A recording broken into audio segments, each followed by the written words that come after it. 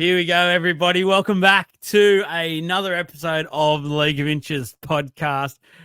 Round 25 Supercoach show. And that is all we've got time for because there is just nothing to talk about tonight. So thank you very much. No, we're joking. There is plenty to talk about. This is probably going to be our loosest podcast I reckon ever recorded in League of Inches history. So, and that's saying something because there has been some loose ones over the years. So, quite excited about this one and seeing where it goes. We have Jesse back on board tonight. He has missed talking Supercoach for a week, and we've got no Trav, who, once again, guys, you name it, he's sick. I don't know what is happening with him. We've had some off-air chats, and I've just said he has to, by this point in time, get every vitamin you can get, Trav, blend it up, and just take a couple of swigs of it, and hopefully that'll do you the world of good because – man, this guy cannot take a trick over the last, almost 2 months now. He just, Anyway, it is what it is, and it sort of sums up Supercoach for me anyway, personally. Jesse, let's go to you first. I just see how are you? We haven't spoken to you for a little bit. I reckon everyone has missed you. How's things? I could be so lucky. That'd be nice if I was missed on this pod. Look, man, I've been all right. I've been busy this last week or so. I've been real busy. Obviously, I missed last week. I actually missed last week because of a funeral. So, kind of compounding what's been happening. The universe has not been very friendly to me the last couple of months. But you know what? Supercoach hasn't either. So I'm just got to keep going. Oh, it's all right. You know what? To be fair, the rank's not too bad in, hindsight in comparison to others. But either way, just got to keep playing. Just got to keep playing. It's a fun game at this point in time now that everything's sort of done and dusted.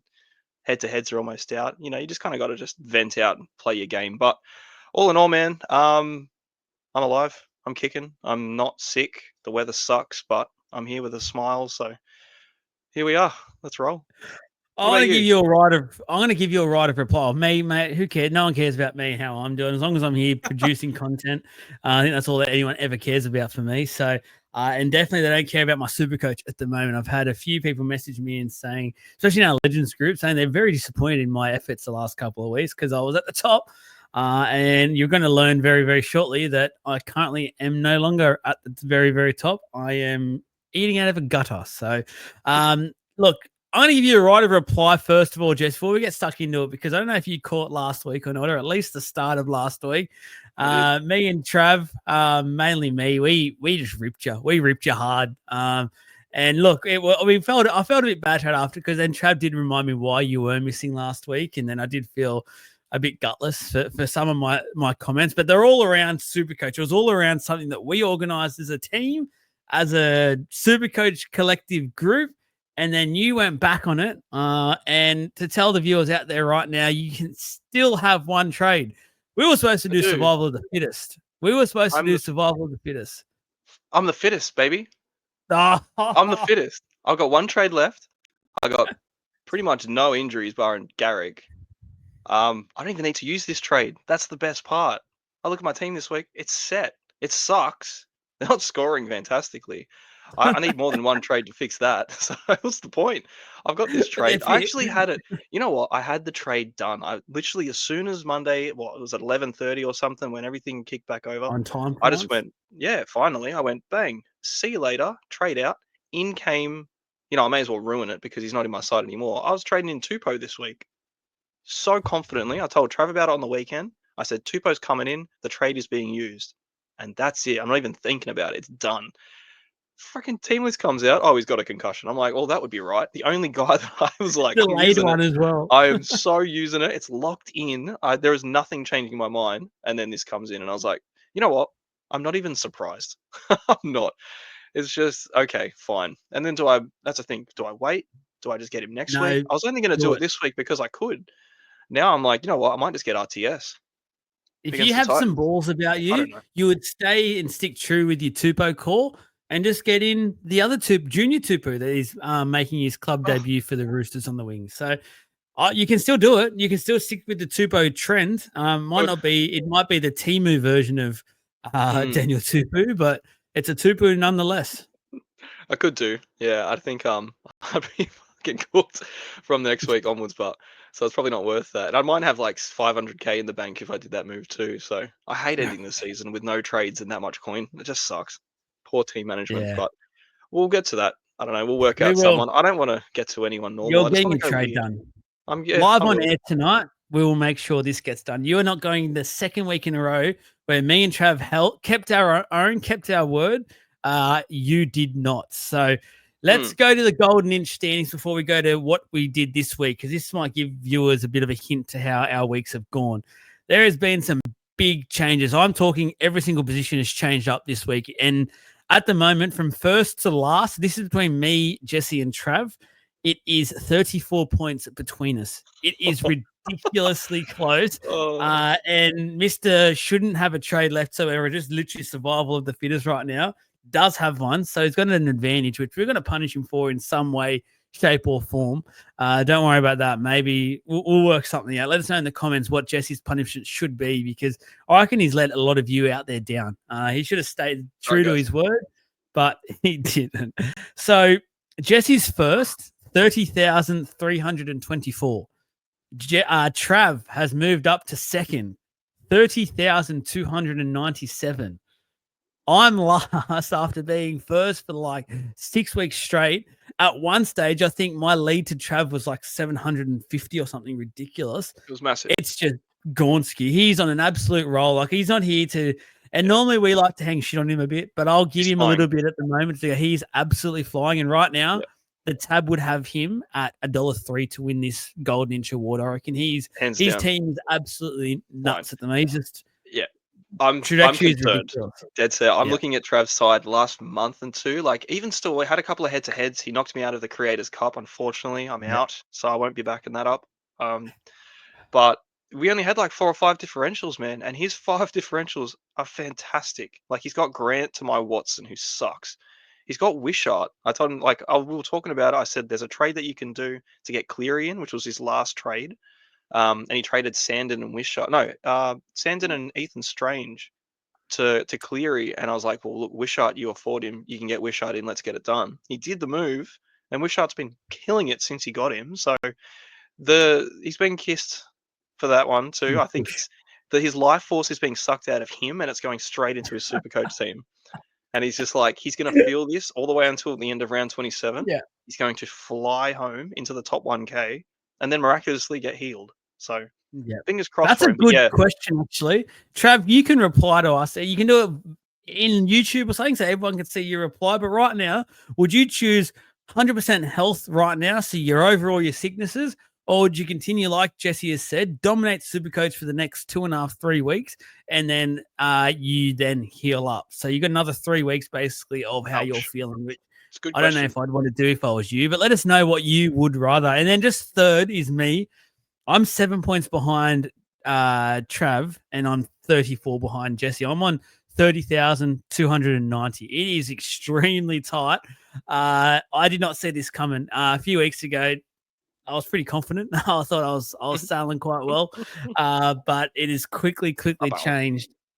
I'll go for me first. We always go last up. So I got 1,357. I lost every single head-to-head I was in. Luckily, one of those the week before I won somehow, which gave me a week off. So I'm still in one of my head-to-head comps. At the moment, I'm out of everything apart from obviously overall competitions and the Golden Inch title. That dropped me 600. Listen to this for an omen. 666 spots. Oh, that's it. Dropped 600. Like, please, that's just crazy. To 2,427 is my season rank. Now, I'll tell you a little story about my Supercoach and just how it sums up the last 3 weeks for me. On the weekend, I originally went into the weekend saying, all right, I'll go. I had Cleary as my VC. And then I just had a feeling against the Storm he could still do something against a lesser Storm side. And then I had, at the time, Terrell May as my captain. Now, I went into probably Saturday morning. I looked at the Supercoach scores, things like that, and I noticed that I probably need to do a bit more of a safe, non-safe option at C, and I want to go someone with high attacking upside.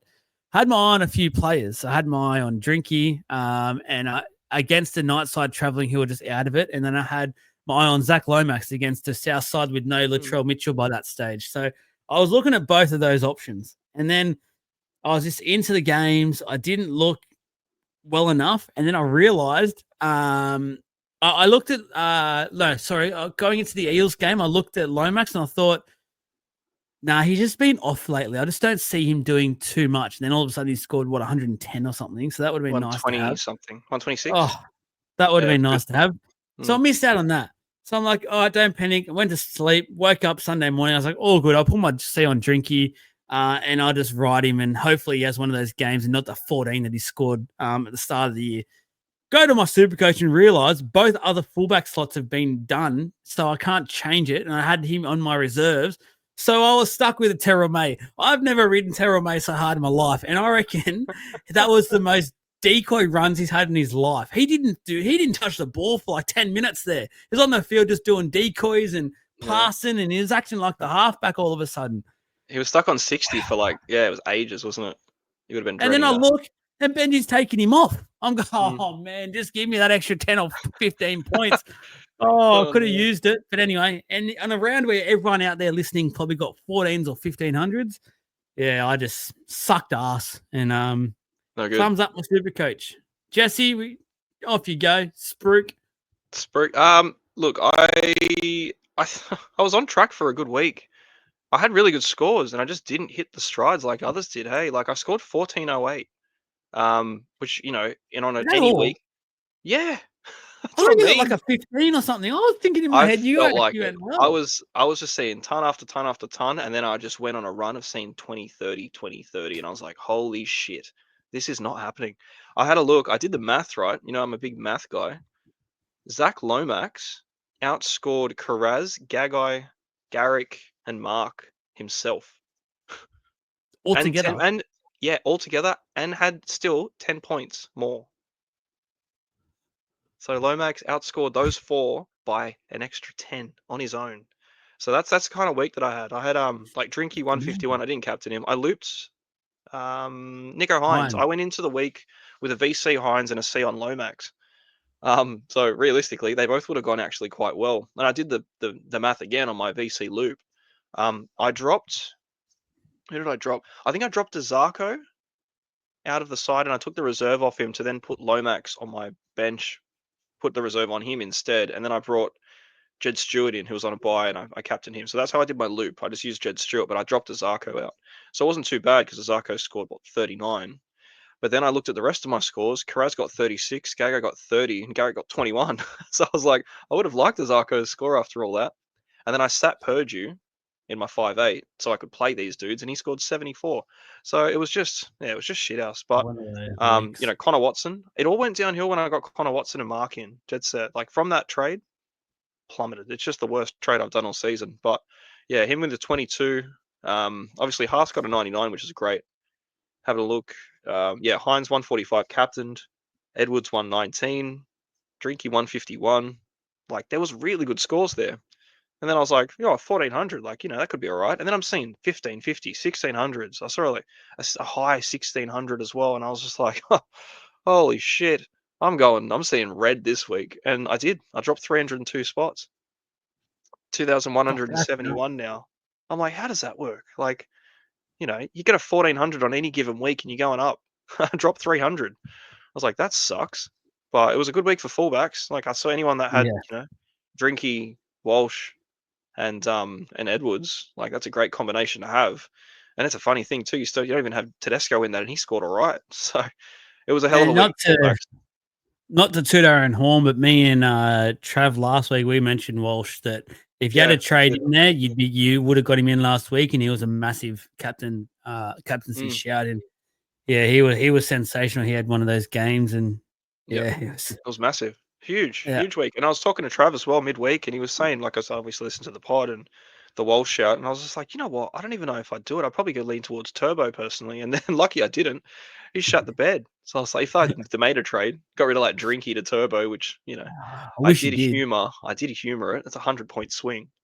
I'm at the very bottom of the inch cup, and it's not coming back from there. So yeah, look, it was a pretty shit week, to be fair. It was a good score. 1400 is always a good score, but it's all relative. If everyone's scoring 1500, it's not a good week.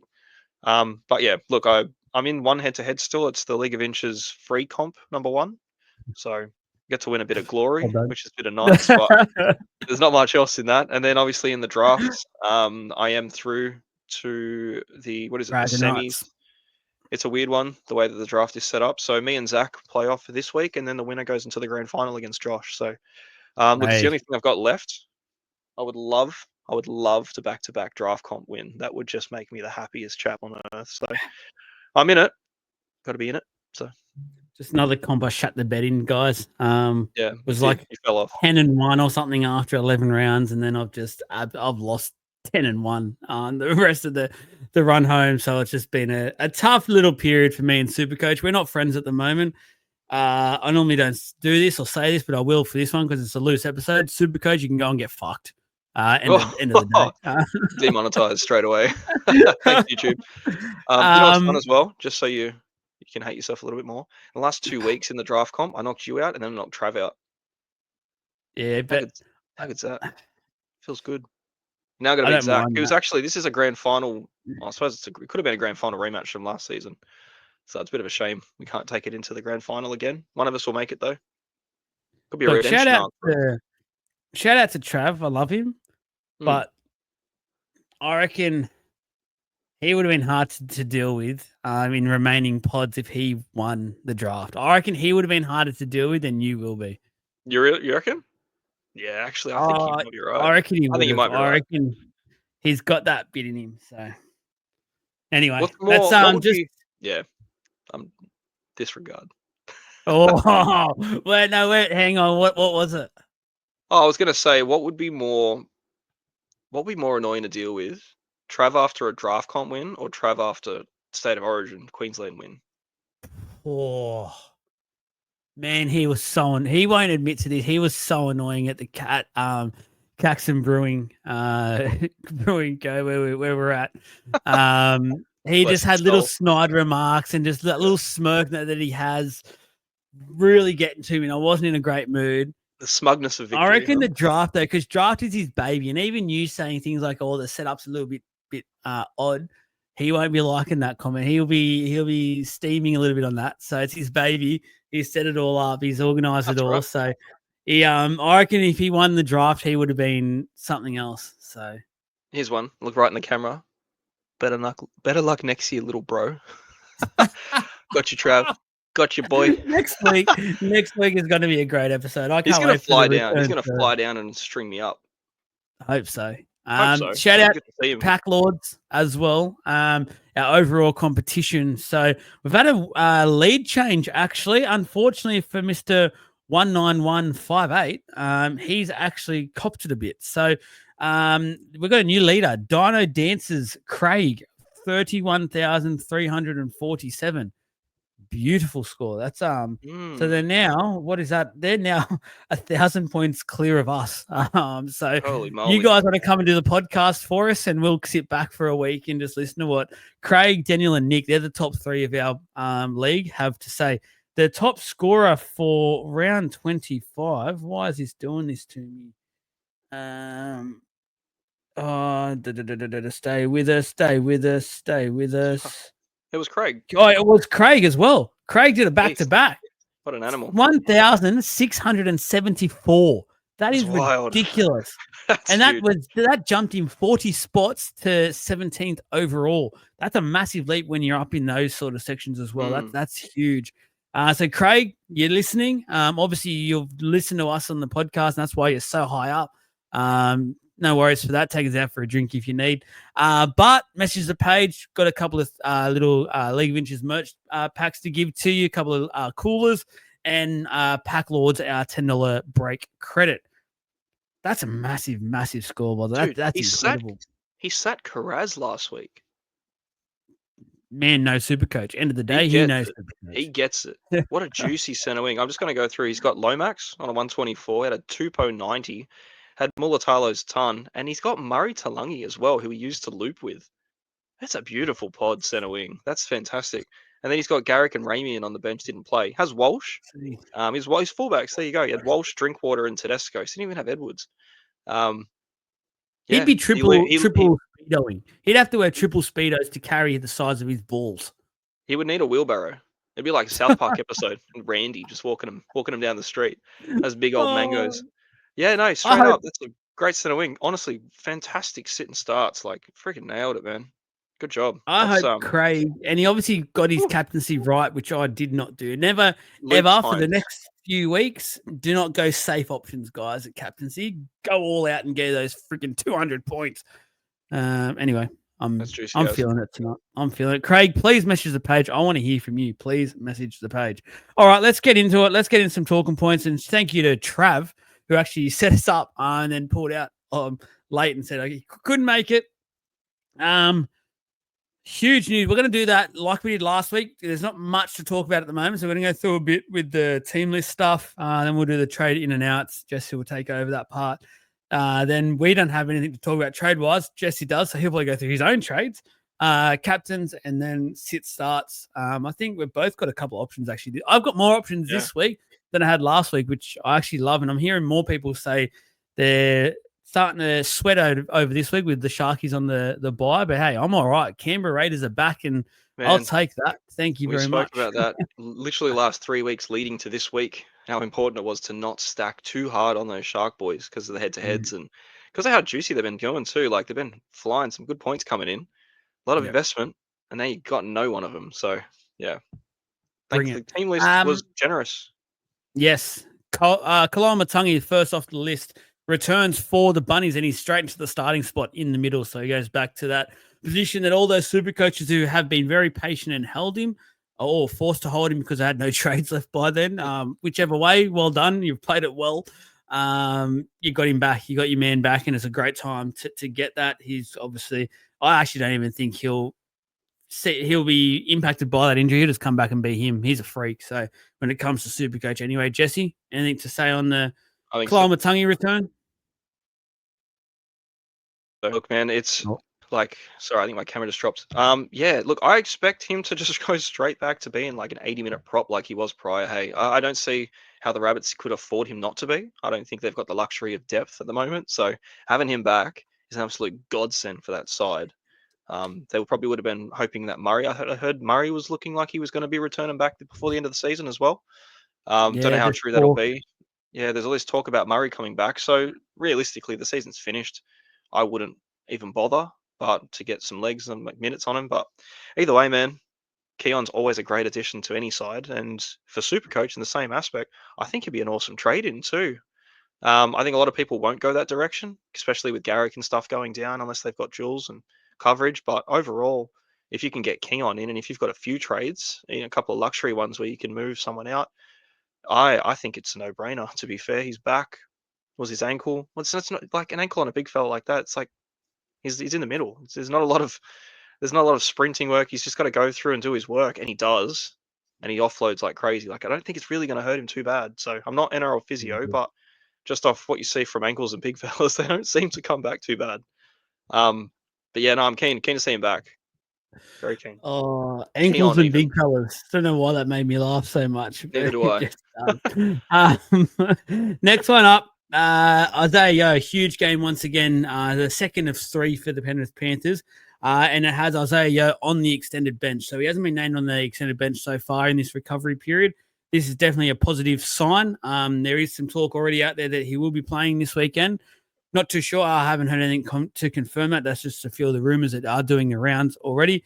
I don't know why that comes out so quickly because Team List Tuesday was 4 hours ago. So who knows what's going to happen there. I actually feel like if anything, they will go on the side of caution with him and maybe one more week. But that's just my personal opinion on how it is all happening because Penrith have been looking still really good without him. Obviously, they're a different team with Yo. He's very, very important. But those that have Yo will be watching very eagerly and to see the last team list to see what is actually happening there with Yo. Yeah, I think you'll probably get an indication at 6 p.m. on Thursday before the Manly game. It probably might be the first, TLT 24-hour update we get for team lists anyway for him. So I think I saw that he was was going to get brought back in this week before the team, and then him being on the extended, it's like, well, of course he's coming back. I don't see why you'd put him on there and not bring him back into the starting side. But I also don't see why you wouldn't name him in the first place. Like, I don't know why coaches do that. So yeah, he's a good one too, especially with the way that second row looked last week. You know what I mean? Like there was a lot of people that were down to 2. At a stretch 3, it was probably a godsend that Tino came back for a lot of people, myself included, because that plugged a hole that wasn't looking too good last round. And now, all of a sudden 2RF's got 5 dudes back in it. So yeah, look, if Yo comes back in, if you've still got Keon and you've got Yo on the side and Tino from last round, like it's all of a sudden your forward pack's been rebuilt again within 2 weeks. So with a couple of really big boppers too, at the right time of year. So yeah, I wouldn't trade him in naturally, just with the run and coming off a shoulder, it might be a little bit more hesitant to get him back in the side than Keon, for example, with his ankle, just with some running movement. But the shoulder for Yo, like it's his work. That's where he makes his money in his tackles. So yeah, if you've got him, you probably have an idea if you need to play him or not. Going very early into the week, which is handy considering if it was very late in the round, I probably would just not play him. I wouldn't bank on it. Just on the chance he doesn't come back. But being the first game on Friday, I think you can definitely roll that dice if you wanted. Yep, I agree with that one. Next on the list, Munster, named at fullback this week after playing there last week. But Pappy is on the extended bench. So Munster obviously coming off a 44 last week, playing at fullback against the Panthers, and wasn't great for how it looked onto the eye. And seeing Munster named at fullback, you think, how good is this? But again, another tough sort of game against a Bulldog side that will be up against it. They want to prove a point. So it'd be interesting to see what happens there, and it'd be interesting to see if Pappy does come back. Jesse? Yeah, I would say so. Like, where's Pap names at the moment? He's in the 21. So yeah, I don't know. It's Munster was fantastic statistically in his fullback times years ago. You're going back to like 2022 where he averaged, I think it was about 4 or 5 games. He averaged over 80, 87 or something around that sort of numbers. It was really good. Yep. And he played one game in 23 and basically scored nothing, 30 or 40. And it was just another one of those games again last week. But again, it wasn't an ideal fixture for a fullback. It was just a bit of a slog, like any Melbourne Penrith game, any time. They're not a really high scoring affair. They're quite gritty. Fullbacks, I never really see too many unless you're Edwards, of course, who's bulletproof. But unless you're Edwards, Unless you're Edwards, but you 119. do Edwards in any format, anywhere, he'll always do something. So, look, Munster as a replacement fill-in last-minute fullback swap. I was hopeful. I was considering VCing him too, just to see that, like how it played out, but I didn't, thankfully. I would say Munster goes back to 5'8", Pezza drops out, just out of assumption. But look, if Pap's not fit, and he hasn't been for some time now, from what was it was a calf niggle into a strain into he came back and then he got injured again and then he's lost the kicking and now he's not named again. It's like, what's going on? Like, he's very vocal and he's very open on his pod. So I need to listen to the 167 and see what happens. And if he comes out and says, "Sorry, Supercoach boys, I'm out again. Should have told you this last week," would have been a lot easier to plan. But he's a funny one, little Pappenhausen, isn't he? He started off so hot and freaking hell, he fucking got cold quick. And now he's just been a headache. It's almost like if you've got him. Surely Yeah. there's not many owners out there anymore. I think the third week he was ruled out last time. I think most people end up going, I'm done with this. This is too much. Yeah, I think so as well. I think overall ownership is still very high, because there's a lot of people that have probably just forgotten and just disregarded the Given game up. in general.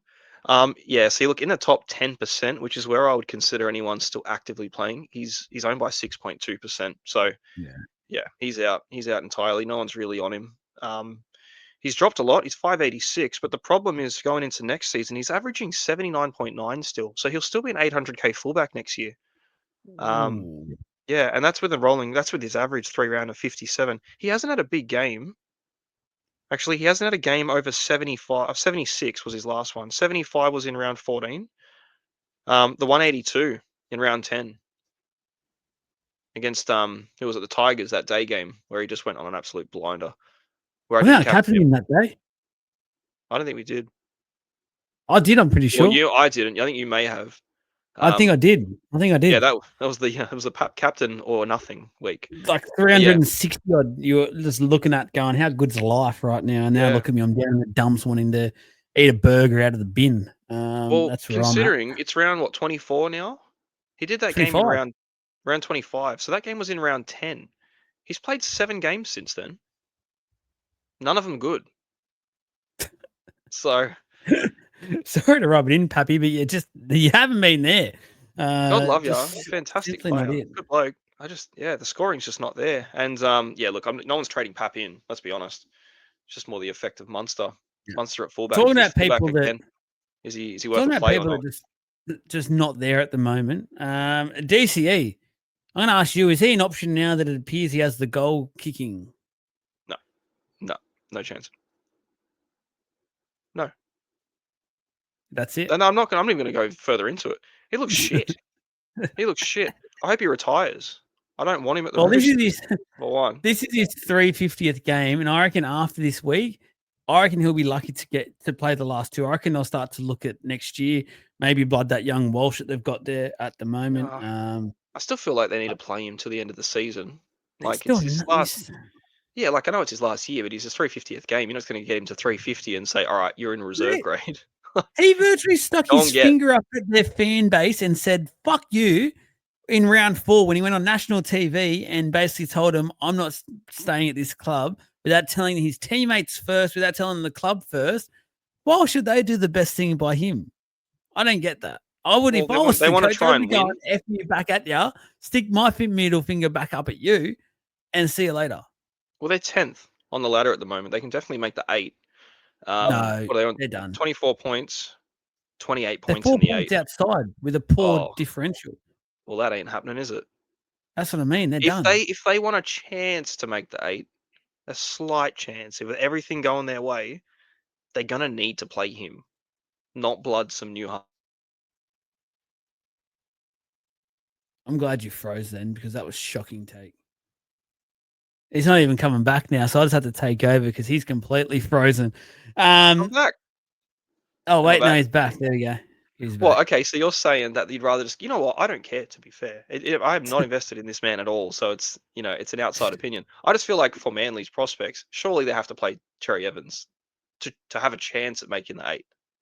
I actually think a lot of Manly fans now out there is actually over him. And I'm starting to realize what I had said earlier this year when it first happened. And I said this would be the impact of it. And Manly fans laughed at me and said, "You're off your head. We'll win the comp," basically.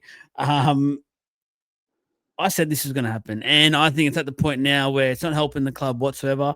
It's very clear players there that are playing are not happy with him. They haven't been happy with him since it all happened. Why just keep him on there? They haven't been like you're saying they're a better team with him. Like they haven't been proving that lately. They've been dog shit. I've seen the Titans have better spells of football than them, and that's saying something. So yeah, they've been yeah, whipping I boys, just man. yeah, like I just reckon get him the 350 at the club, awesome milestone, and then the next couple of weeks let this young kid who has massive raps on him have a little go and taste some first grade. Their fixtures are good. They got the Finns, they got the Dragons, and the Warriors. Finns will beat 2 them. of those 3 are at 4 points as well, and then the Dragons game. Where's that? NJS. What? Where's the fixture for the Dragons game? What's it say? NJS. NJS.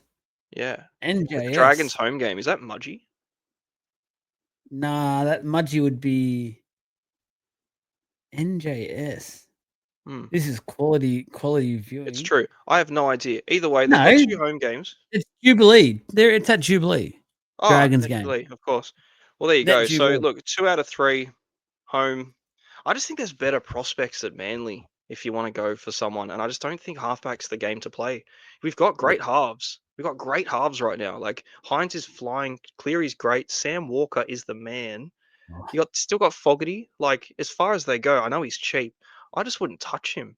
I just don't think it's worth the risk. He hasn't had a good game in ages, and you're going to get him in for this like Hail Mary shout to get these last 3 games done. And I just genuinely do not think he's the guy to do it for Manly anyway. Like if you want someone to throw a Hail Mary pass to get you home for the last 3 games, I'd be going for Cooler. Yeah.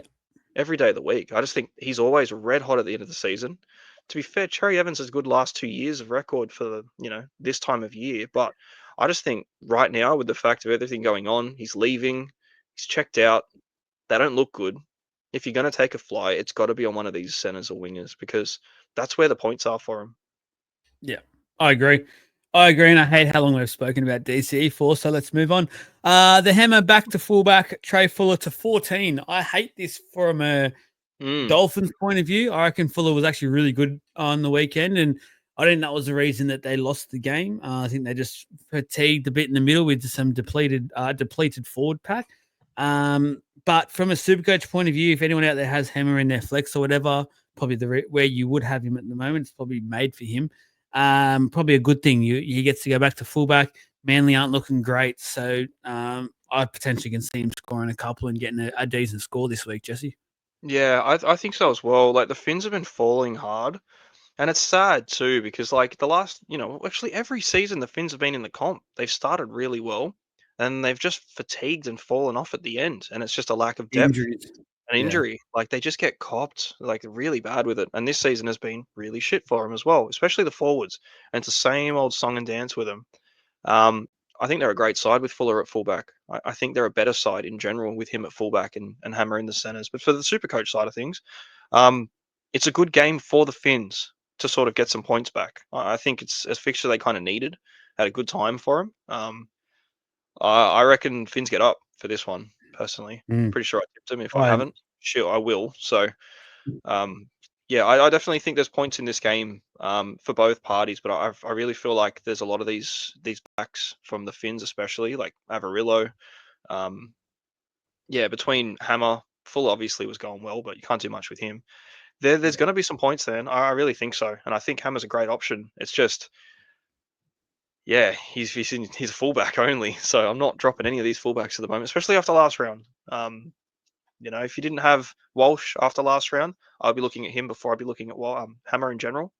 So that's the thing. There's kind of this juggling act of who do you throw a punt on at this stage of the year? But there's definitely a couple. But yeah, look, it's a good fixture for him. I just wouldn't be touching him yet. Yeah, I agree. Firma back to the edge for the Titans. Obviously, great news for any Firma owners out there, but he's one of probably the only Titans players apart from maybe JC and Brimson, or actually maybe Tino, but it depends on how many minutes he gets to play. But it's good news and for Supercoach that Firma's back on the edge. Yeah, Firmo's been a beast. His base stat numbers, he's pretty much banging out 60 as a minimum. His base power, floating in that sort of mid to high 50s in general. So he's just been really reliable for owners for basically the entire season. He's just a really, really good dude and nice guy to have, especially as a dual in your center wing and second row. So I think you can never ever go wrong with a Fermor play. He doesn't seem to be having those sort of like big ton games like he did earlier in the year. But man, if you have to rely on a Fermor play in a week, I really think you're going to be quite confident with a good score. I know last week there was a lot of people that were looking at getting him in because of the lack of second rowers. And he was still a really nice price. He probably had a center wing duel that you could flip around. So as far as center wing duel second rowers go, there aren't many left. Like not fit ones. Lucas was the best one with Fermor from the forward perspective. He's been gone for ages. So besides Kane Bradley, like there's no real viable starting option. And this, if you got limited trades or if you're down to one and your team's set up well, but you just need a link, you need that flexible link to be able to reset your lineups. I think is a great shot. The the Titans have a nice run home too. It's nice for other teams. For the Titans, every run is hard. But yeah, like realistically, between him and Philip Sammy, I think they're both really, really nice shouts for the end of the season. Sammy's been going really well on the wing. I think he's averaging at the moment 70, 80 points on the wing in the last few games. Yeah, 3 round average of 84.7 for Sammy.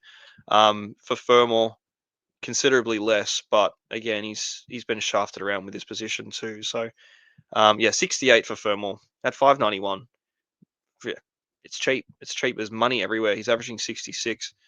Pretty consistent too. Yeah, 60s and 70s. So I like it. I like it a lot. I just think again, it's limited. It's limited upside. You want to win a head to head. You want to kind of get this last push.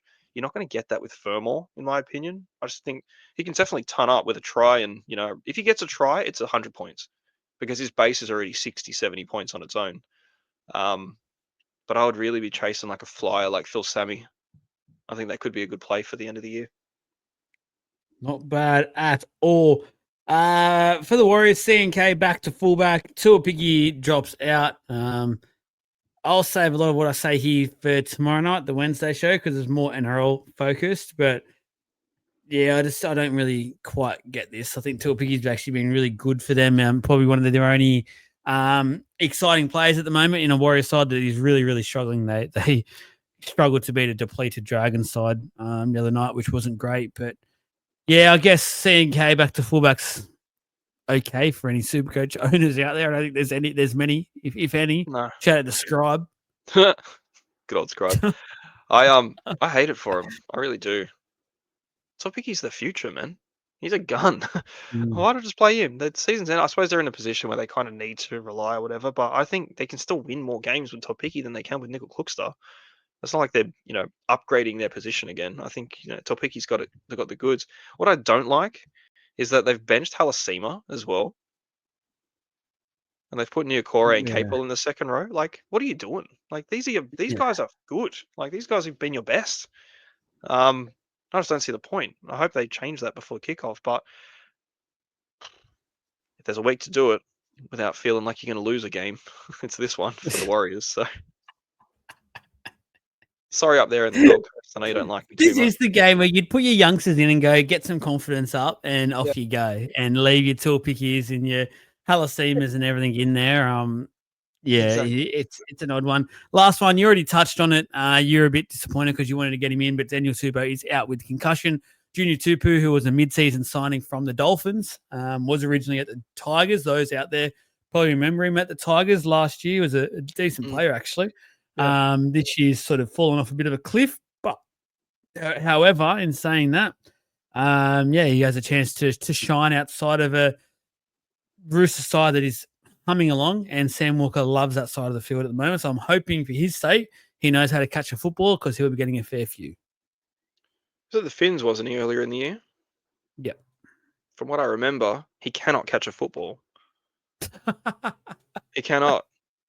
He's got less of a chance of catching a football than Mark does. And he also can't catch a football. He did, yeah, he caught a couple, so good on him. But he's got butterfingers. So I'm really hoping instead what they go, you know what? Tupo's not here. Let's go right. What a great idea. These guys are good. We'll go this way instead. That's what I'm really hoping for. And that's why I'll be playing Mark this week, hoping for the best. But yeah, no, I wouldn't be getting him in. I was so keen on getting Daniel Tupou in. I ain't getting Junior. Sorry, he's Timu Tupou. But yeah, just a fill in for a week. He's back next week. So yeah. Yes. Do you want to go through the top 10 trade in and outs for us? I'm going to give you a task to do this quite quickly because I don't know if there's many that we can actually talk about too much because. Yeah. Okay. Well, I'll be quick. Just on the trade outs, I'm just going to lump a couple together. Ruben Garrick's out for the season with a shoulder injury. Sucks. He's owned by about 100% of everyone. So, yeah, that's a no good one. Holy shit. He's at 484K now. That's ridiculous. Yeah, it's because he's been rubbish for so long. But again, it's Garrick, and you can't afford to not have him in case he gets 180 points on you. So that's Ruben Garrick. You just got to do it.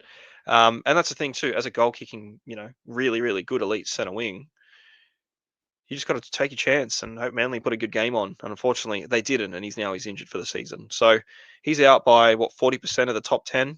Fair enough. See ya. Cam McInnes, ACL.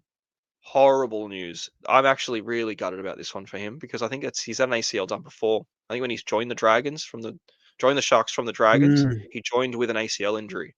So now he's got another one. So that sucks. I never like seeing dudes get 2 ACLs done because then you're like, you know what? You're not going to be the same. You're not even the same after one, especially 2, unless you're Dewey and you've got just string of cheese ACLs and he doesn't care anymore. But really shit. Especially if he was your main hooker or anything going on there, you kind of have to do an unforced, really ugly trade. If you had him in your second row, you might have to just sit him for the season. There's not long left, but he wasn't highly owned anyway. He was just really consistent and good. But yeah, he's an out. Herbie's still getting traded out. Fair. He's $500,000 and the rest. So Connor Watson's number 6. I don't know why people are trading out Nico Hines at number 4 in the top 10. He just got 145. He's on a buy. That'd be silly. Unless you're going to Sam Walker, which I don't mind, to win a very vital head-to-head. That's where I sort of go, I understand it and I respect it. If you've got 2 trades and you want to get him back after that, would be fantastic too, because I think they've still got a good run home, don't they? The Sharks? No. Oh, no. Or sorry, the Sharks. Yeah, no, sorry. The Sharks got the Knights next week, and then the Bulldogs the week after that, and who knows which Bulldogs team turns exactly. up. So. Yeah, but I'd definitely want him for the Knights. So if it's literally a 1-week play, you go on Hines out, get Sam Walker in against the Eels, and then you get Hines back. I actually love it. But yeah, outside of that, it being in number 4, it's absurd. Gagai's number 5. Look, everyone just traded Gagai in. The only people that are trading him out are the ones that got him in 2 weeks ago. There's no point. It's just silly. Let him be. Watson, number 6. He sucks. Put him back to fullback. Yeah, put him back to fullback. Fatano did what? Nothing? Thanks for that, AOB. The week I would trade him in is the week that he puts him back to center, and then yep. Classic AOB. Yeah. Nasty. Yeah, so it's Gagai. It's the end of the year. If you've got multiple trades to do that sort of move, then well done. He's a green dot at the very least. Connor Watson. I would rather play a piece of toast at hooker at the moment. You know what? At least I know the piece of toast is going to start the game. It's not a knock on him. It's just a knock on. I freaking traded him into shit. It's gone nowhere. Look, he's 496k. I got him in at 620. So happy days. But he's been getting benched before kickoff. So at the moment he's named in the 9. Iolu will come through. He'll be named. Watson will probably play 50 minutes between the middles and lock like he has been the last couple of weeks. And he was just very poor last week. The last couple, he's been getting 60s and stuff. And I was like, all right, it is what it is when he's coming off the bench. You're hoping for a bit more when Grant and stuff are going huge. But yeah, not something you need right now. If there's a move to Grant this week, sweet. Brayley's on a buy. What do you reckon? You're not trading hooker now. No way. You're going upside. Just got to cop it, eh? You just got to take the 20s. Poo. Yeah. Blake Brayley. That's the thing. There's so many Sharks in this top 10 list. You've got Hines at 4, McInnes at 2, who is injured. Fair enough. Britton Nicker at 7, who is out suspended for the season. So gone. Brayley awesome at 8. Hold. Yeah. Great hold. Shit hold. Blake Brayley getting traded out at number 8, the best hooker in the game currently. Again, if it's all of this is just the Sharks are getting traded out for a head-to-head win, fair. But still, I hate it. I bloody hate it. Tom Trbojevic at 9, number trade out. It's Tommy Turbo. It's not his year, is it? Who's getting Tommy Turbo? I liked him in last week. I did. I'll admit it. I really liked him in last week. I thought he was a great shout last round. They just don't look it. It'll be the week that people trade him out that he goes bang. I just don't think there's enough time left in the year to bank on a return of form from Tommy Turbo. I think you just got to... You know what I really think we need to do? We need to just put him to bed. And we just need to go, put him out to pasture like a racehorse. We just go, you know what, your time's done. I'm not going to take him out the back, just put him on the farm or something. Go and breed him? Is it time to breed Tom Trbojevic? Probably. How old is he? He's prime, isn't he? I'm sure he's... Are we breeding Tom Trbojevic? Breeding Tommy Turbo. Breed him like a horse. Get the glove out. I just think he's just not... Yeah, he just hasn't been that guy for so long. Like, he just hasn't. There's much better fullbacks. I just really want to hold on to it and hope he is the best again. But what's the price difference between him and Reece Walsh right now? Between him and Walsh? Well, Walsh is 750. Oh, wow, it's 150. So it's 150k. Yeah, 150K. It's going to be hard to do. That's going to be very hard to do. Limited trades. 600k is an awkward price at the moment as well, I reckon, for a lot of those fullbacks out there. I'm talking off the top of my head, but we'll see when we go over the page, we'll see Like if you've got, well, who the they're thing is, trading in. who you're trading in for him. Yeah. Well, I'll just end at number 10 as well. It's just another Sharks player. It's Fanil Blake in the top 10%. So yeah, he's 550. It's like these are crazy prices at this time of year, but obviously they're not based off their average. They're based off their bloody current form, and they've all been pretty average. As far as the trade-ins go, sorry, mate. Oh, and I was going to say he was in a little bit of form the last couple of weeks until the Titans game on the weekend, where it looked like Fitzy knew they had it in the bag and just basically just gave him an extended little bit of a break there, and he didn't really have to do too much in that game. But the weeks before that, an 84 and a 69, not too bad. But yeah, maybe yeah, Kind of just want more, don't you? yeah, Getting greedy now. yeah. Imagine that. Imagine going into a season. Yeah, tries all the time. But imagine going into a season being like, far out, my prop only got me 70. What a shitter. It's like if I've got no, if you're not turning up, yeah, you're not good enough. Yeah, get out of my you're team. Number one most traded in play this week is Adam Dewey. How the turntables, huh? Adam Dewey against the Cows. Great run of form. This guy is a world beater. His 3-round average is 87. His 5-round average is 84.4. 111 last week, 105 2 weeks prior, 3 weeks prior to that, another 110. So yeah, he's killing it. Straight up killing it. And the Cows is a really good fixture for him too. So I love the trade in for him. Hope he stays fit. I had him in my team at one stage. You did? Did you start with him? Yes, I did. I either started with him or I got him very, very early. And then I had him, carried him through till around about round 10-ish, I'm going to say. And then yeah, something like that. I remember you had him anyway. But Leichhardt game for Dewey. Oh, it's written in the stars, isn't it? He's probably going to be the best option this week. Yeah, I think he might be genuinely the best option this week against the Cows for that game. So yeah, there's your Garrick replacement. If you've got what's that? That's another 150k as well, isn't it? And some. Far out. Imagine paying over 100k trading Garrick to Dewey. I love this time of year. Makes no sense. But yeah, look, if you're getting Dewey in, he might even be my trade. Who knows so far? But I really like it. I think he's really, really good because he's goal kicking too, hey, and he just seems to be doing everything. I'm going to put my foot down now. You're not allowed to make that train. That trading, that's a punishment to you. You can get. Oh, is it? Oh, okay. Yeah. Lucky that's not the trade I wanted to do. I knew you'd play that card on me. It's the old Juno reverse card. No, I like it. I might. So shove it up your ass. I won't do it. Number 2, Harry Grant. So there's your trade in Brayley wise, Connor Watson, anyone that's either on a bye or injured or just shit in general. Yeah, Grant's great. He's been really good. He's always the guy. I don't know. You know what? Try to get too cute with things and try to, outthink the room and not get Grant, and you just get punished. It's like not getting Cleary. Yeah, thanks for telling me about Wade Egan again. Thanks for that. Well, I got Watson, so you're better off with Egan, even with the game that he missed. He missed 3 games or something and stuffed me. Yeah, and he probably still outscored Watson.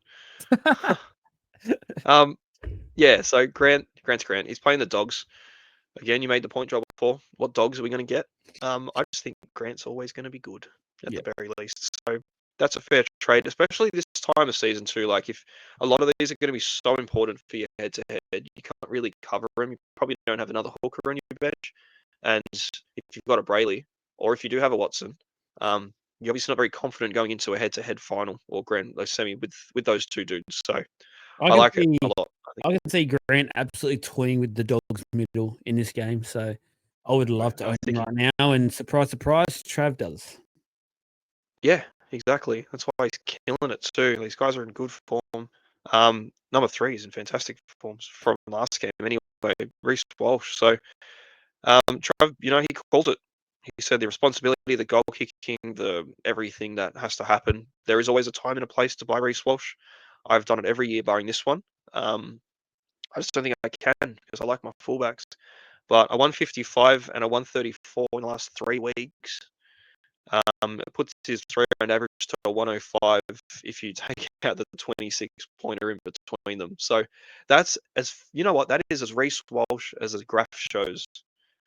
huge rubbish, really huge. It's just, it's good. And, they're playing the Knights. They got whacked. He put 113 points on them last time he played in round 24, 2024 round 20 last season. He also put 116 points on them the time he played them before that. So he's got a two-game average of 115 points, 114 and a half points against them. So coming off the form that he's currently in with the last game that he just played against a team he tends to tear up. Yeah, it's Walsh time. Captaincy time. Yeah, I think so. I think you could do much worse than a Walsh captain this week. I think probably going to see, you know what, a lot of the same of last round. You'd be very lucky to get the same kind of score. But look, 100, 120, I think it's very, very possible for something like this. Yeah. A 150 again, and you'll be bloody laughing. But captain, definitely captain. RTS number 4, love it against the Titans. Anyone against the Titans is good. I was super keen on him 2 weeks ago, and I couldn't afford it. I actually had the trade. I think I sent a screenshot to the chat here. I think I was 1.4k short. This is before I lost Garrick through an injury. My plan was to just go Jed Stewart to RTS with the 230k that I've got in the bank.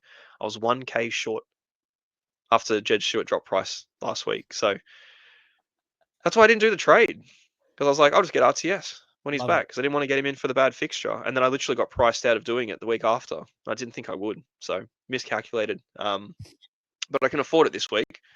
So if you're not letting me get Dewey, there's a good chance I get RTS instead. But yeah, the thing with RTS that I'm not in love with is his ceiling just seems so capped. You know what I mean? No, I reckon he's a great trade and you should do it. Yeah, he's a great trade-in. I think he's a really good shout for it. Like, the Titans are last defended against centre wings in the competition. They concede an average of 64 according to Supercoach stats, but it's going to be much higher than that in certain games. Genuinely last in that stat. So that side as well. You can always check Josh's charts that he puts out in the Legends group to what side gets belted more than the other.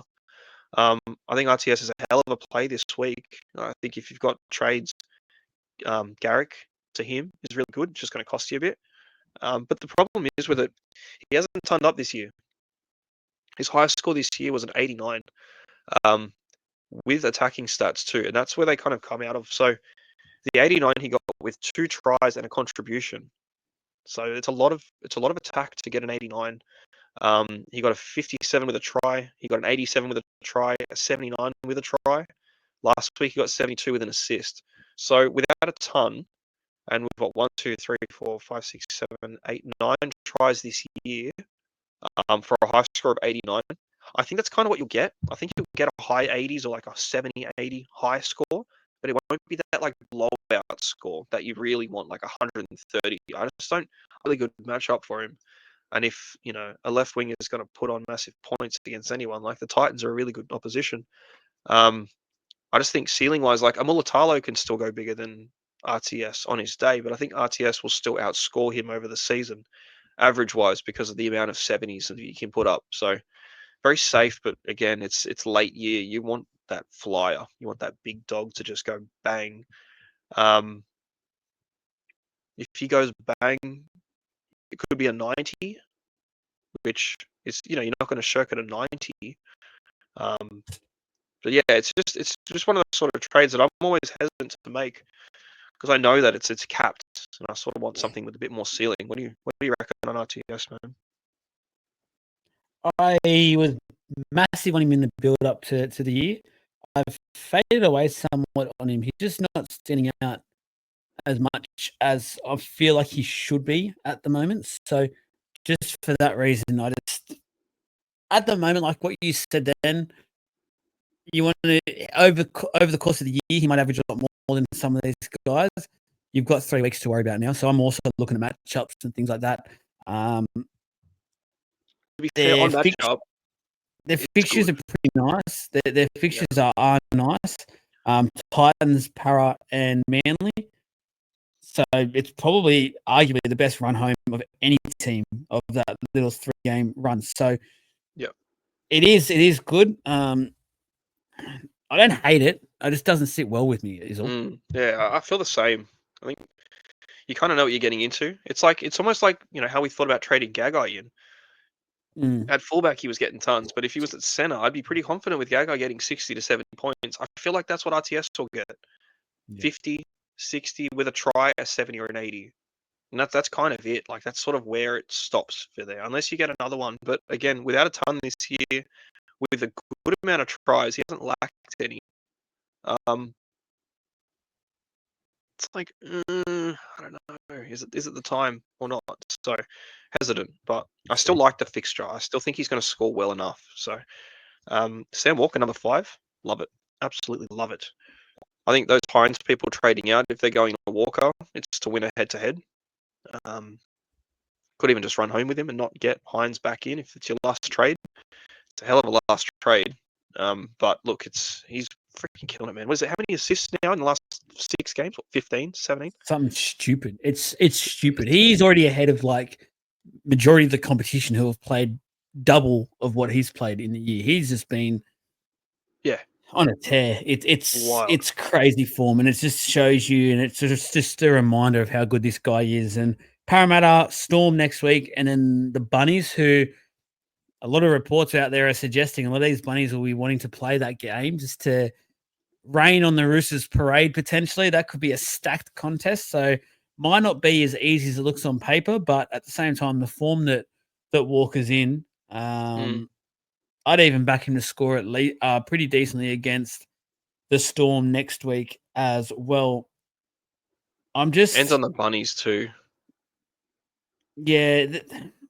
My only little worry with this one, and you mentioned it earlier, is selling Nico Hines to him, because Nico then the week that the Roosters play the Storm next week, the Sharks go into the Knights. Knights. Like I just Yeah. feel like Hines would be a C option for sure in that Yep. game. So that's just doesn't sit well with me. Unless he's in your flex.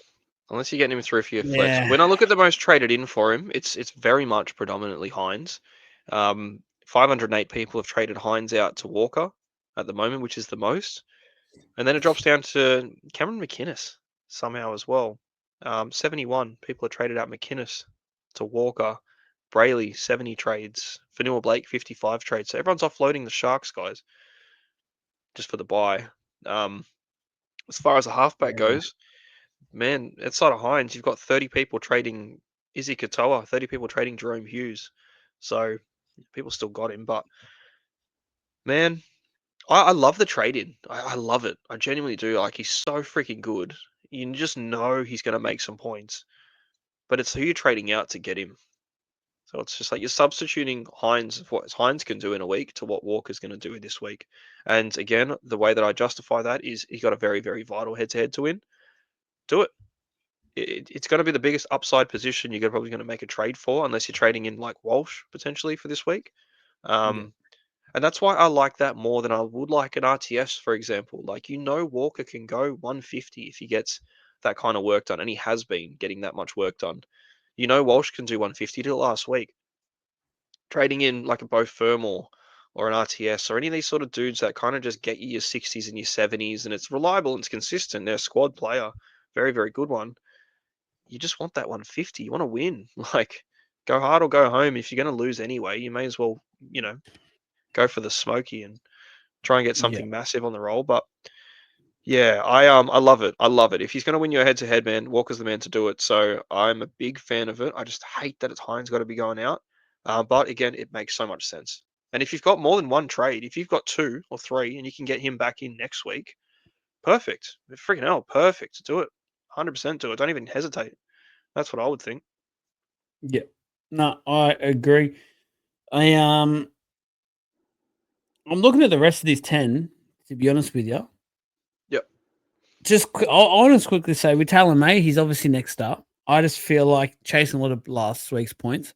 I looked at these few weeks before that, and they weren't great. So I'm Came not a back good. huge, yeah, I'm not a huge fan of that one. Hudson Young, I've got him, so I love him. I can, their run home, it's not easy, it's not hard. It's the Penrith Panthers, Tigers, and then the Dolphins. So, Quite easy. well, Besides 3 Panthers. teams. Yeah, Penrith are into it.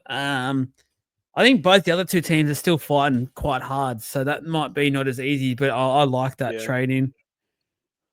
I like the Nicholson's next one the still most. to come back as well. So Yeah, and he was supposed to be by all those this week. rumors 2 weeks ago. He was supposed to be already back this week, so Yeah. he hasn't. He's been pushed back a week at least. So that's good Yep. news for both Hudson Young, and who's the bloody other one? Who's he on the other side? I've got him as well. Hosking. Hosking, there you go. Yeah, it's good news for Hosking as well. So, Yep. Stags is 8, and I actually really like Yeah. this play. I like I this play really too. like this play. Yeah. This is my I'm most one. This is one I'm probably most excited yeah. about in this last few. I'm really excited, and wish I had one more trade up my sleeve because I'd probably find a way to get him in. Yeah. This is the one that I think I might do based off Pissed off. ceiling. I was very keen on getting Tupou, obviously. I wanted Tupou for his little try run home. I was going to celebrate with him, play both him and Mark, and hope it goes right as well because Tupou will definitely get tries. Stags has that upside that I'd want out of an RTS play. You know what I mean? Like, this is it. This is the kind of guy that will do the 50s, 60s. Fair enough, he's got a shitter in him, he's got a 40 or whatever, but man, 94 last week, 115, round 22, he put a 123 up in round 14.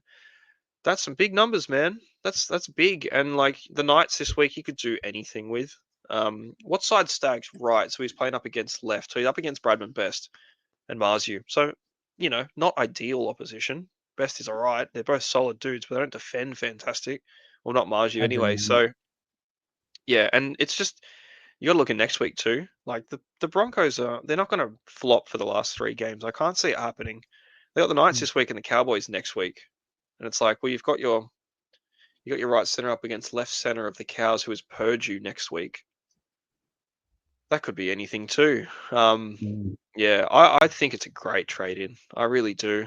As much as I And don't like the Broncos, they're just depending on where the Storm are sitting as well, that last round, if they've got the top two sewn up, I reckon they'll rest like they did last year, rest a few. So he could be up against a depleted Storm edge as well, which even when they're full strength, they've actually had a weakened edge throughout the yeah. year. The Storm hasn't quite been what we've expected of the Melbourne Storm in previous years. So Mm. it's really like we talk about the Warriors, but the Broncos are right up there with a very handy last 3 games as well for those chasing that upside sort of players. Yeah, definitely. I think upside good. The fixtures are good. His form is good. It's a good trade. It really is. It makes so much sense. I think pod numbers as well.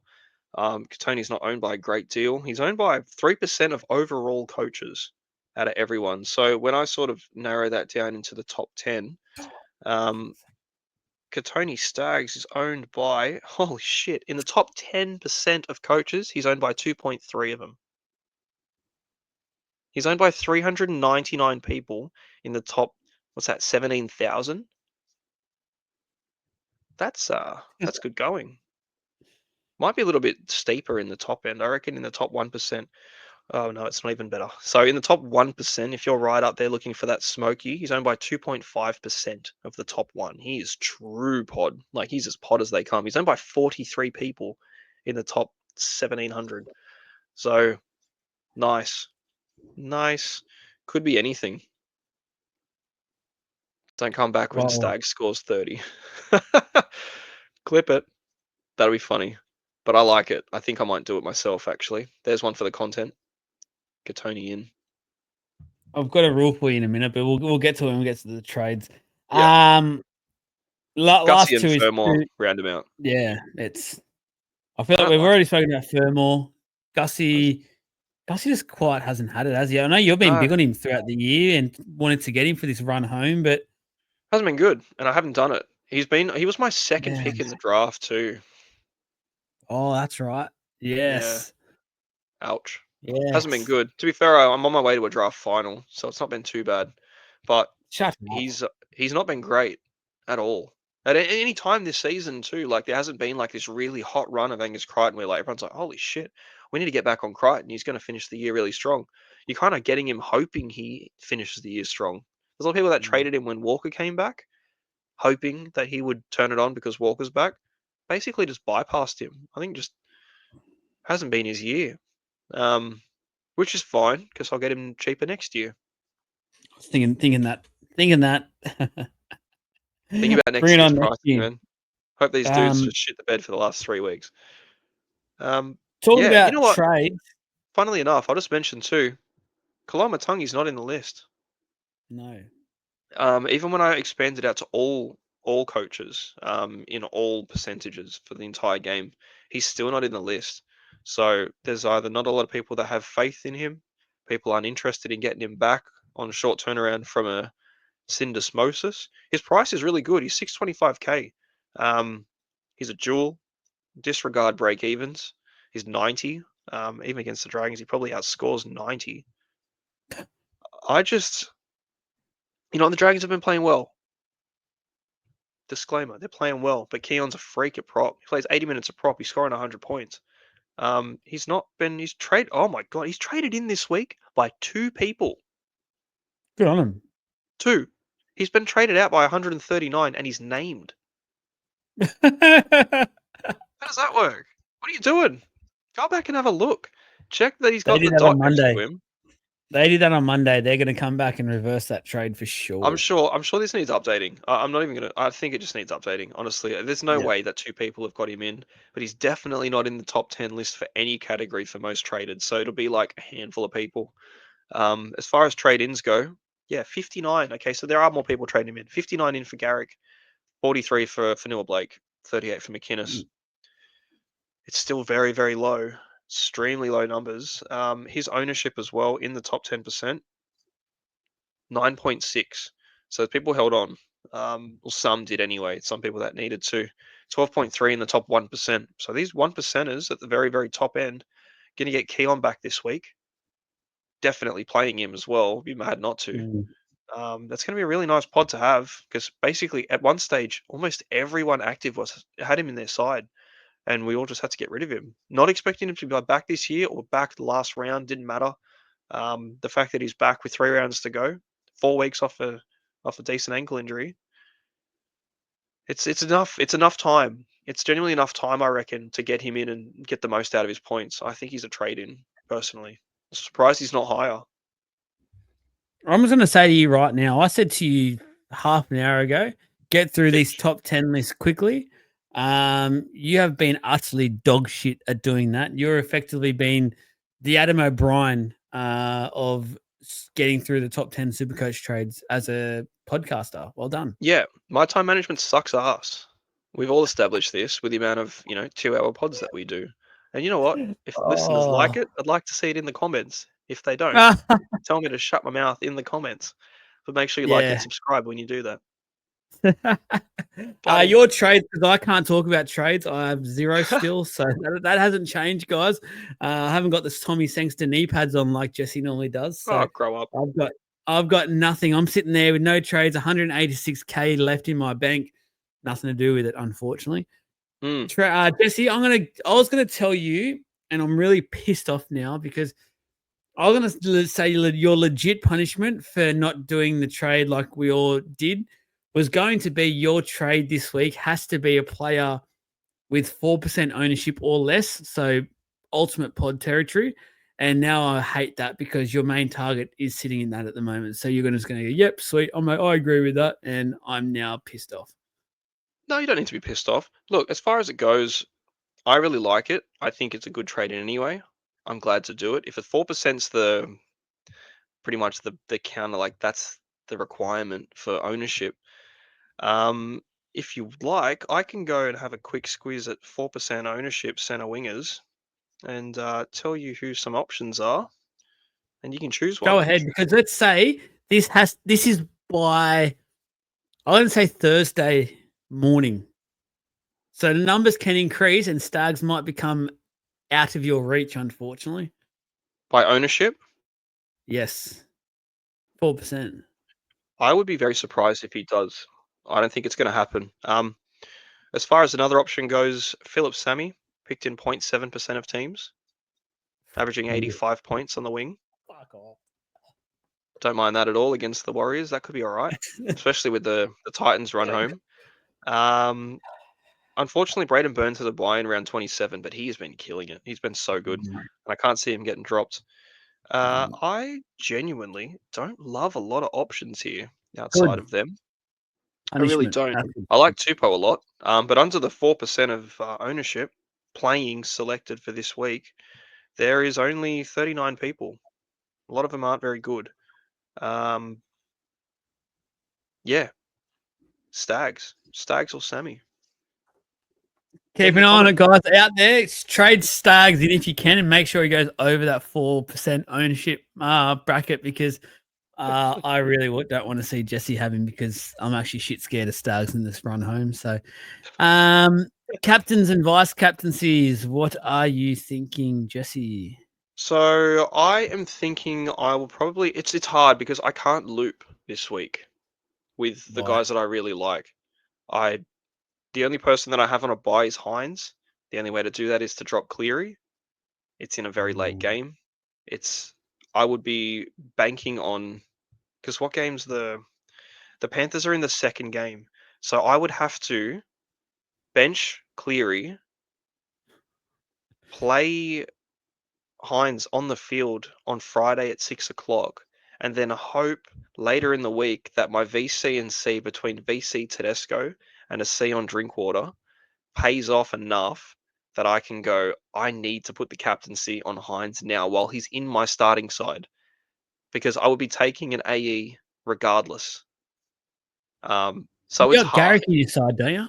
I've got Garrick in my side, but Manly play Oh yeah, they're Saturday. pretty early. They play before. It literally goes on the last game on Friday is the Roosters versus the Eels. Saturday or Sunday. No, it was Sunday, Saturday night, sorry. Far out. Sunday morning it's the Broncos and the Knights, and then it's the last game, the Cows. So there's a game in between my captain and vice captain, who I'm You currently got looking. I was looking at you got Tui. Drinkwater and Teddy. Hmm? Yeah, I got You got Tui. Tui. Yeah, Yeah. that's the And only. they play But you don't want after to. they play Saturday. They play before the Roosters play. So I can't afford to Mm. get him on. So I really need to go for someone very early, or a loop just isn't possible for me this week. It just can't be done. Or I trade in someone not playing. I trade out Watson for Brayley or something, and I just hope that Brayley gets good for the last two games. And that was on the cards. I looked at it and go, if I really need to play a loop this week, the only issue is Teddy's my VC. Watson will be playing in that game, so I can't even afford to do that because I won't know if Teddy's going to be worth looping because Watson's already locked. It's What are you all doing shit. then? I'm just going to commit to a captaincy on Teddy. Who's your VC? Who are you chucking the V on? My V. Oh, far out. Look, if oh fuck, I was gonna put it on Stags, but he plays after the Roosters too. Oh, it's too hard. It's all too hard. I'm just gonna I'll throw go. it on it. I'll throw it on anyone. Hey, I'll put it on Cleary. I'll put my VC I'm on Cleary. going V on Asako against a Manly side that just seems to suck a fat one at the moment. That gives me the slices of chances with Tui, but I won't be doing a loop this week because I'm going to see on Teddy, and I'm so confident in that against my beloved Eels. I think he will put on an absolute clinic, unfortunately. So great for my super coach. Unfortunate for my team because I reckon they could probably put 50 on us. So yes. Yep. Yeah, I Sit and think start. sitting starts. Well, I have initially I had Tedesco with the VC, and then I got Drinky in my flex with the captaincy, but they realised I couldn't loop, so I'm not going to do that. Got Edwards on my bench so far as a start. Sorry, he's got the reserve on him just out of that setup. I've got my center wing of Lomax, Karaz, Gagai, and Azarko. I've got Mark with a reserve on him as well. Um, I currently have the reserve on Purdue against the Tigers with Munster starting, and I have my last chip on Tino in my second row, which means I'd be sitting Tarpany, Yo. Um, yeah, Tarpany and Yo are probably the only viable ones. I've got, as far as outside of that goes, my AEs are going to be Jed Stewart, who I could turn into Stags, or Yo. How much money do you have at the moment? 230k. Oh, far out. I'm 30k short. That No, you sucks. wouldn't get. Live on air. I was 30k Yes. short of going Jed out. If I could go Jed out and leave Garrick on there, and I would just get rid of the Jed AE problem. If there ever was one, I would have done that in a heartbeat. I'm 30k short, so it'll be Garrick to Stags, How which means good. I'll still fall back to Jed sitting on the bench. Thank Not you, ideal, Supercoach God. Thank you, not ideal, Supercoach God. but Joel's happy about it, so I could. No, I couldn't. I could go Jed to RTS, or I could go Jed to Kohler, Telltale Kohler. I think he goes fucking bang to end the year, like always. So that could be another one on the cards for Is me. he But 4%? Kohler, I reckon he's less. Yeah, he'd be over 4%. Oh, He'd be over overall 4%. ownership, it's 5%. As far as ownership See you in later, the top unlucky brah. 10%. Is that for the perimeters? The 10%, 2.5% owned in the top 10%. Yeah, no, it's overall. Oh, you're making it up now as you go. You're a shitter. Either way, I'll work it out. That could be something I do. I'm going Drinky, Marky Mark. I don't like this one, but I'm going Burton again. He's really hurting me the last few weeks. Do something, Melbourne. brother. He got an intercept try and he got 38 on the weekend. He did nothing apart from that intercept try. He was dead set on about 10 before that, 5. It wasn't looking good. Hosking is my other one, which I'm not overly keen for, but to be fair, he has spent a bit of time in the middle, so his base is decent. So Actually, I'll put one to you.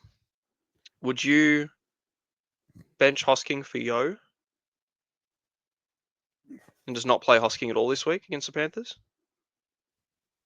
I just don't know how many minutes Yo's going to play. That's the problem. Hosking's last 3 games, 51, 50, and a 64. Not bad. Not great. Not great. Again, Yo could easily go under 50. Yo could easily go under 50. Well, Yo's last 3 games, 46, 83, 46. Scored less in 2 of those 3 anyway. So that's the thing. I've got one on the cards. If Yo does get named, and that's the first decision that I'll be able to make, there's a good chance that I'll drop Hosking to play Yo. That could be something that goes through as well. Again, I've got Preston. I don't love Preston against Melbourne either. I just think Preston's been pretty lackluster for a while. So, it's reflecting in my shit scores and red arrows every week. So, well, there you go.